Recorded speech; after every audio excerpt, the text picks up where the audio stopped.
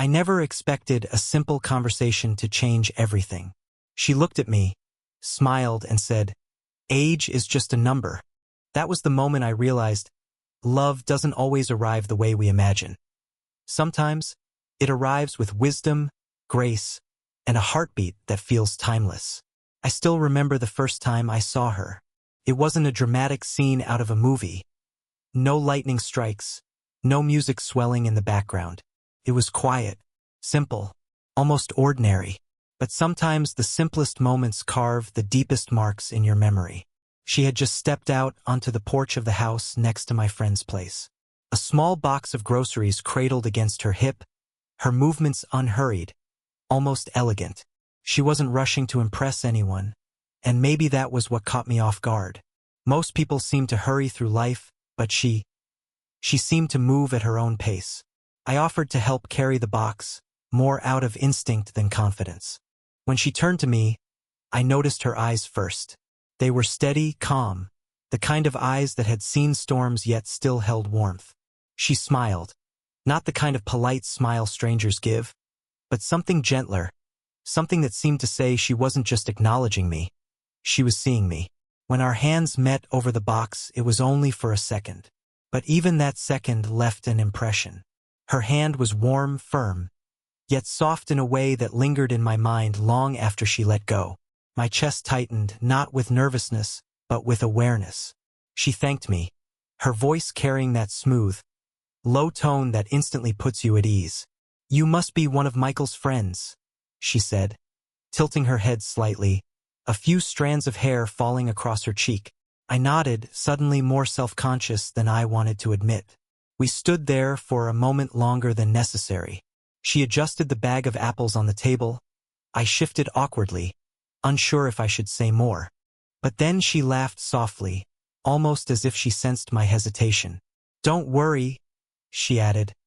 "I don't bite." The sound of her laughter stayed with me even after I left. It wasn't loud, but it carried a melody, like a secret only a few people were meant to hear. Later that night, I thought about her again. About the way she tucked her hair behind her ear, about the faint trace of her perfume when the wind carried it between us. I told myself it was nothing, that it was just a passing encounter. But deep down, I knew there was something about her, something quiet, something unspoken, that had already begun to draw me in. And though I couldn't have explained it at the time, I realized that sometimes the first encounter isn't about fireworks or grand gestures. Sometimes it's just about the way one person makes the world feel different, even for a moment. That night, as I replayed our meeting in my head, one thought kept circling back. I want to see her again. The second time I saw her, I didn't feel like a stranger anymore. She was sitting out on her porch with a cup of coffee, a book resting in her lap. When she looked up and caught my eye, that same warm smile spread across her face, and without hesitation, she called out, "Come, sit for a while. You look like you could use a break." I wasn't sure if she was serious, but something about her tone left no room for doubt. It wasn't just an invitation, it felt like a gesture of trust. I found myself walking up the steps and settling into the chair across from her. At first, the conversation was light. She asked me about my work, my studies, the usual things, but she listened differently than most people do. She didn't just nod along, waiting for her turn to speak. Her eyes stayed with mine, steady and unhurried, as if what I said truly mattered. When I returned the question, asking about her life, she leaned back slightly, stirring her coffee with a slow hand. "I've lived enough years to collect a few stories," she said with a quiet laugh. And then she told me one, about her first job in the city, about the mistakes she made, and the lessons she carried home. Her words weren't rehearsed. They flowed naturally, and I found myself leaning in, captivated not by the drama of the story but by the wisdom laced within it. There was a steadiness in her that felt grounding. I didn't realize how much I'd missed that. The presence of someone who spoke not to impress, but to share. Every now and then, as she spoke, her hand would move unconsciously, brushing the edge of the table, tapping her cup, or lightly touching my wrist when making a point. The first time it happened, a small shiver ran through me. Her touch wasn't deliberate, but it was enough to send a quiet rush through my chest. The afternoon passed quickly, yet it felt timeless. I noticed little things. How her smile softened when she saw me listening intently. How she tilted her head when I admitted my uncertainties about life. How her laughter came easily, like a reward for honesty. There was no pretense between us. Just two people. One with stories to tell, the other eager to hear them. But beneath the words, there was something more, something neither of us named. An undercurrent of connection, subtle yet undeniable. When I finally stood to leave, the sun was dipping low, painting the porch in gold. She placed her empty cup on the table, and for a moment, her fingers brushed mine again as I reached for my things. "Come by any time," she said softly, her eyes holding mine just a little longer than expected. Conversations like these, they don't happen often. I walked away that evening with a strange lightness in my chest. It wasn't love, not yet, but it was the beginning of something that already felt different from anything I had known before. It didn't take long before our meetings became a quiet rhythm. Some days, I'd find myself walking past her house just to see if she was outside. Other times, she would wave me over before I even had the chance to knock. One Saturday afternoon, she invited me in while she was preparing dinner. "Stay a while," she said, tying her apron loosely around her waist. I could use some company. The kitchen smelled of garlic and herbs, warm and comforting.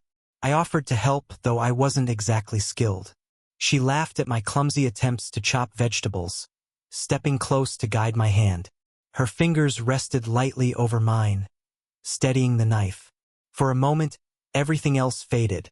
The ticking clock, the sound of the pan sizzling. All I could hear was the quiet thrum of my heartbeat. When she pulled back, her shoulder brushed against mine, casual but electric. Neither of us mentioned it. Instead, she began telling me about the recipe, her voice calm, as though nothing had shifted. But I knew it had. We moved around the kitchen together, almost in sync, reaching for utensils at the same time, stepping into each other's space without hesitation. More than once our hands touched. A brush of fingers while passing the salt, the press of her palm against my arm when she reached across me. Each time, the air seemed to thicken just a little more. There was a moment when we both reached for the same spoon. Our hands collided, and for a second neither of us moved. Her eyes flicked to mine, and the smallest smile curved at her lips. She didn't rush to let go. Instead, she gave a gentle laugh and said, "Looks like we're both stubborn." I smiled back, but my chest tightened. It wasn't about the spoon. It was about the nearness, the way her presence seemed to seep into mine. I wondered if she felt it too, this quiet tension building between us. When the food was ready, we sat down at the small wooden table. Conversation flowed easily, but beneath it all, I felt the weight of everything unsaid. At one point, she leaned forward, her elbow resting on the table, her chin supported by her hand. Her gaze lingered on me, steady, thoughtful. It wasn't just polite attention. It was as if she was studying me, searching for something beneath the surface. I tried to hold her gaze, but it was almost too much. There was a pull there, undeniable, and I wasn't sure how much longer I could keep pretending it was nothing.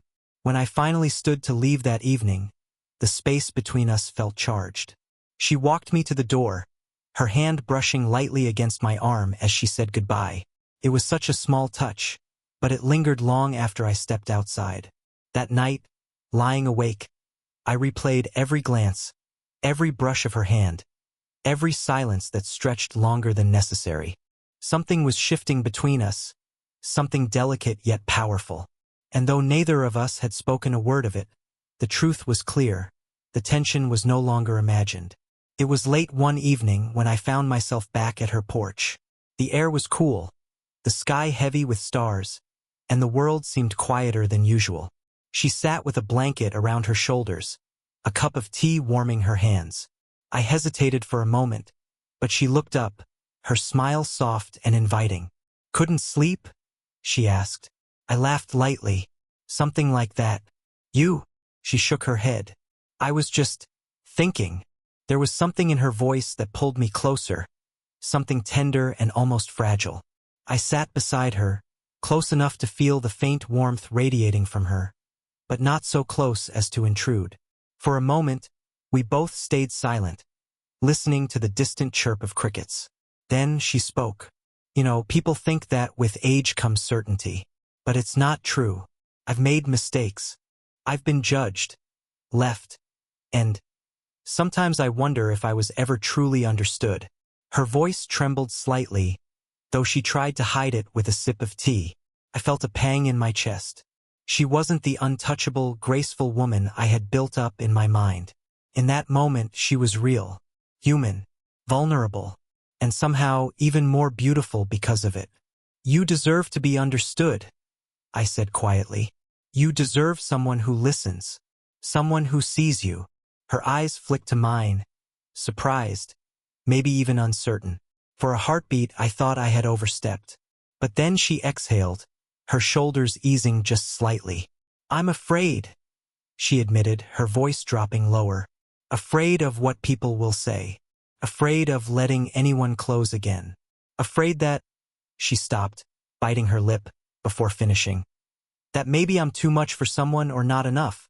Without thinking, I reached across the small space between us and placed my hand over hers.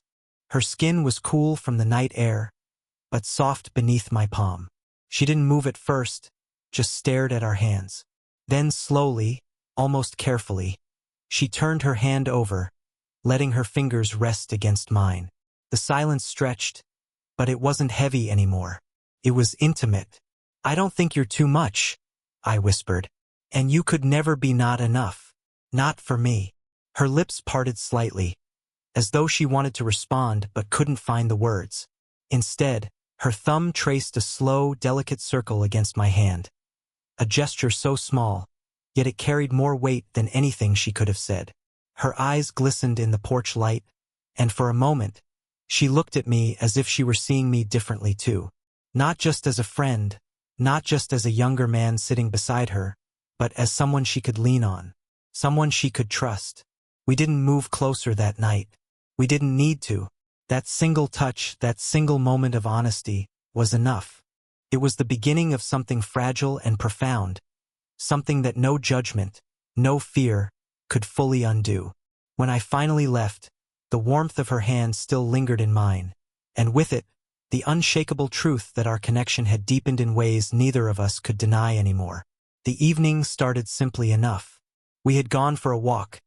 Nothing planned, just the two of us strolling down the quiet street as the sun set behind the trees.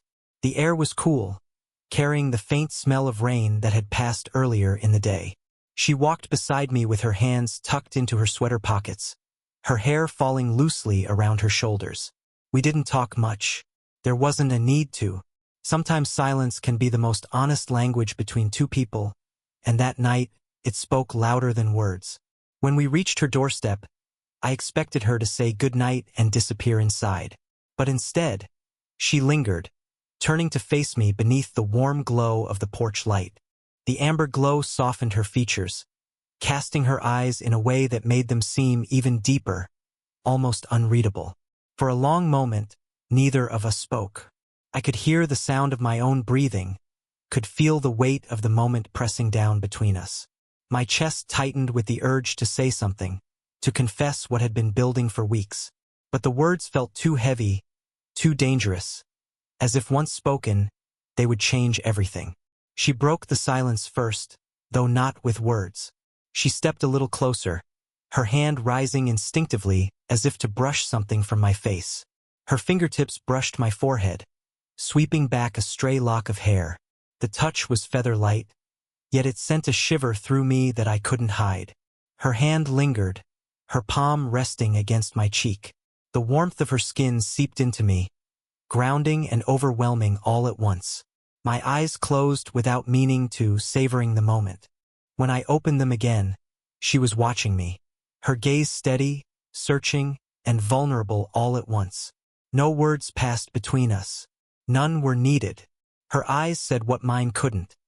The hesitation, the longing, the unspoken recognition that we had crossed into something more. The night air seemed to hold its breath around us. I could hear the faint hum of a distant streetlight, the rustle of leaves in the breeze. Every sound heightened because of the silence we kept. I wanted to lean closer, to bridge the space between us, but I held myself back. Not out of fear of her, but out of respect. I wanted her to choose. I wanted her to know that I wasn't rushing, that I could wait for her to decide if this path was one she wanted to take. Finally, she let her hand fall slowly, though her eyes stayed locked on mine. The silence was almost unbearable, yet it was also sacred. A confession without words, a truth without labels. When she finally whispered goodnight, her voice trembled just slightly, betraying what her lips wouldn't say. And as I walked away into the dark, I carried with me not frustration, but a strange, quiet certainty. We hadn't spoken of it, but we both knew. Something had been confessed that night. Not with words, but with touch, with silence, with everything our hearts were too cautious to say aloud. I couldn't sleep that night after the way she touched my face, the way her silence had spoken more than words ever could. For days afterward, her eyes haunted me. Steady, vulnerable, and searching all at once. A week later, I found myself back at her house. She had called me, her voice steady but carrying something I couldn't quite place. "Come over," she had said. Nothing more, no explanation. Just that. When I arrived, she was waiting by the doorway. Her arms were folded, but when she saw me, they slowly lowered to her sides, as if she'd been holding herself together until that moment. "Walk with me," she said softly. We went out to the backyard, where the night was calm and the crickets sang in the tall grass. The porch light spilled faint gold across the ground, but beyond it, the shadows were deep. She stopped there, halfway between light and dark, and turned to me. Her expression was unreadable at first, but then I saw the conflict in her eyes, a mixture of fear and determination. She took a breath, as if steadying herself. "I've been fighting with myself," she admitted, her voice low. "Every time you're near me, I feel something I told myself I shouldn't. I've tried to ignore it, to bury it, but—" She shook her head gently, her hair falling loose across her cheek. "I can't pretend anymore." My heart raced, but I stayed still, giving her space. She stepped closer, her hands clasped in front of her, as though she were afraid to let them tremble. "You're younger," she continued, her voice catching. "People will talk. They'll whisper, they'll judge. And I've spent so much of my life worrying about what people think." She paused, her eyes glistening in the dim light. "But then I realized, none of that matters when I'm with you. Because when I am—" She swallowed, her voice softening into something almost fragile. "I feel alive again. I didn't move. I didn't breathe. I just waited." Finally, she lifted her chin, meeting my gaze with quiet courage. "Age," she said, her voice steady now, "is just a number. What matters is this." She placed her hand flat against my chest, right over my heartbeat. Her palm was warm, grounding, and her eyes softened when she felt the rapid rhythm beneath it. "And the way you make me feel." I covered her hand with mine, pressing it firmly against me. For a moment we stood like that, locked in silence, the night around us fading into nothing. Then she leaned forward. Not a kiss, not yet, but the touch of her forehead against my shoulder. I wrapped my arms around her carefully, holding her as though she might break if I wasn't gentle enough. It wasn't a grand declaration. It wasn't fireworks, but it was real. And in that quiet embrace, I knew something had shifted forever. She had spoken the words I'd been too afraid to say, that what we felt was worth the risk. There are nights that slip away unnoticed, blending into the rhythm of ordinary days. And then there are nights that mark you forever. Nights when the weight of silence is louder than thunder, when every choice feels irreversible. That night with her became exactly that. A turning point in my life, a memory etched so deep it refused to fade. It was late, past midnight, when the world seemed wrapped in stillness. The city had slowed into a soft hum, but inside my chest, everything was chaotic, alive, uncertain. She had invited me to her place after a long evening together, a gesture so casual on the surface yet loaded with meaning beneath. I could feel my pulse quicken as I walked through her door. The room was warm, lit by a single lamp that cast soft shadows across the walls. There was music playing, something old, soulful, and intimate. She moved with a calmness that contrasted my nervous energy, her every gesture unhurried, deliberate. She poured us each a glass of wine, then sat across from me with a knowing smile. "Relax," she said softly, her voice carrying both reassurance and authority. "You're safe here." I didn't realize how much I needed to hear those words until they left her lips. Suddenly, the tension inside me began to unravel. We talked at first about everything and nothing, the kind of conversation that drifts, circling around the truth neither of us dared to speak aloud. But beneath every laugh, every pause, was an undercurrent, a pull we couldn't ignore. When she reached for my hand, the room shifted. Her touch was steady, confident, as if she had been waiting for this moment. While I felt caught between anticipation and hesitation, my instinct was to analyze, to second-guess, but she silenced all of that with a single look. There was no confusion in her eyes, only certainty. Then she said it again, almost in a whisper, "Age is just a number." The words carried new meaning now, no longer playful but weighted with truth.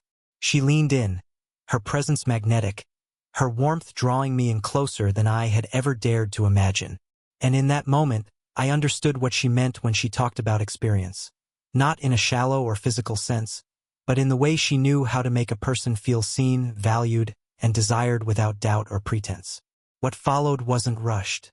It wasn't the reckless abandon of youthful passion, but something far more profound. It was slow, intentional, and deeply human. An unfolding of connection that blurred the boundaries of time and expectation. With every touch, every word, she taught me that intimacy wasn't about perfection, but presence. By the time dawn began to creep through the curtains, I knew I wasn't the same person who had walked through her door. That night didn't just change the way I saw her. It changed the way I saw myself, and the way I understood what it means to let go, to trust, and to embrace the unexpected. It was the night that proved some moments don't ask for permission. They simply arrive and rewrite your story forever. Some moments change us forever, sometimes in ways we never expect. Have you ever experienced a connection that defied age, time, or circumstance? Share your thoughts in the comments. I'd love to hear your story. And if this touched you, don't forget to like, subscribe, and hit the notification bell, because more real stories like this are on the way.